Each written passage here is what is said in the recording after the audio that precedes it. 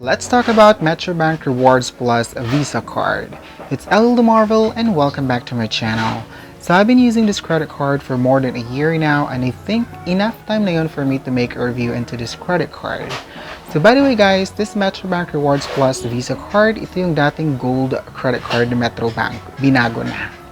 So in order for you to get this credit card, you need to have a minimum monthly income of 50,000 pesos. But I tell you guys, hindi nasusunod yan. Kasi ako hindi naman ako kumikita ng ganun kalaking halaga monthly. But I was able to get this card. So kailangan mo lang talaga is you're an existing credit card holder and at the same time you're a good payer. You will get approved for this credit card and it's something that I can assure you with. Next to that one guys is when it comes to annual membership fee.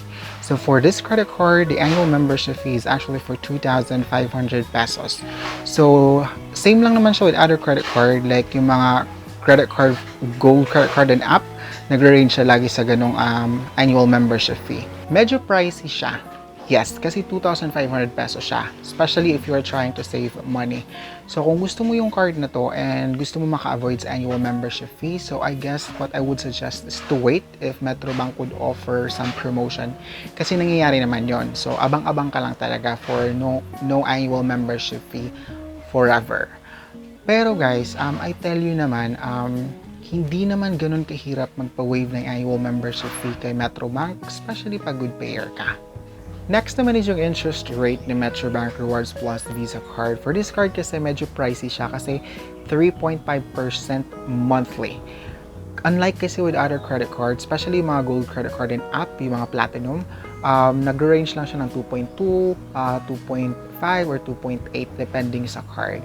Pero guys, kung ano ka naman, good payer ka naman, like if you're making a payment in full every month, then you don't have to worry with interest charges. Kasi hindi ka ma-charge ng interest fee at all, so long as you're paying your bill in full every month.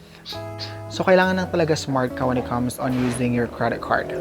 Next one naman is yung rewards points ni Metrobank. Ito talaga yung pinakagusto ko sa card na to. Kasi guys, for only 10 pesos, you will earn 1 point per transaction per 10 pesos guys. Unlike kasi with other credit card, you need to spend 20, you need to spend 35 pesos. Meron pa nga mga ibang credit card na you need to spend 50 pesos in order for you to earn 1 point. Sa card na to guys, for 10 pesos lang, you will earn 1 point reward.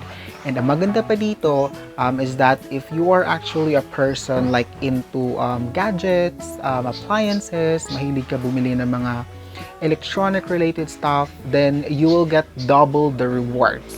So yun talaga yung isa sa pinakagusto ko sa credit card na to, yung double the rewards.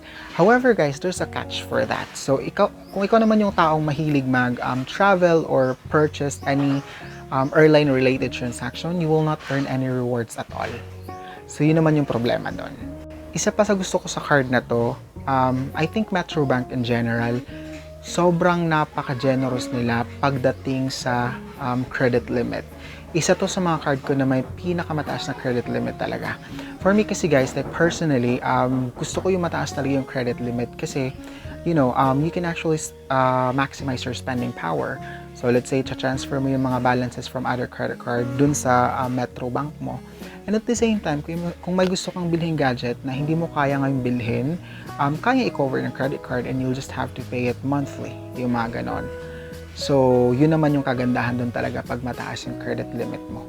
I-flex ko na rin yung design ng credit card kasi isa to sa mga card ko na may pinakamagandang design ng card. Ayan. Ayan.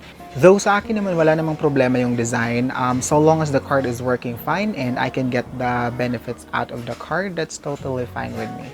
Meron lang kasi mga tao talaga na, alam mo yun, they're really fond of the design. Kasi nga naman, maganda siya gamitin, maganda siya tignan pag maganda yung design, right?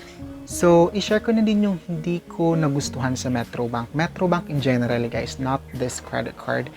Ang pinaka-hate ko talaga or ang pinaka-hindi ko gusto sa Metrobank is yung online banking app nila.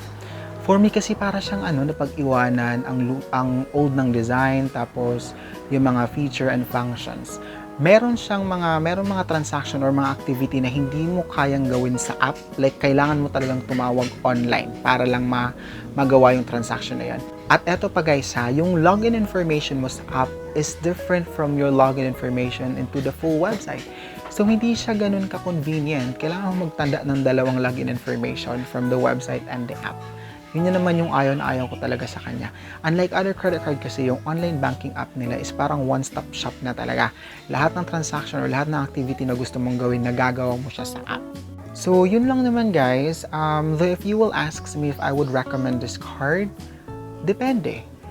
Depende sa gagamit. So, kung ikaw yung taong mahilig mag-travel, mahilig mag-purchase ng airline tickets or any airline-related transaction, then this card is not good for you. Hindi siya ideal para sa'yo kasi hindi ka makapag-earn ng rewards at all.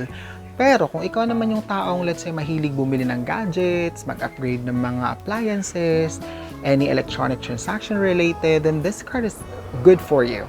Pero kung ikaw naman yung taong nagre-relate talaga sa online transaction or online banking app, then hindi to bagay sa'yo, itong card na to.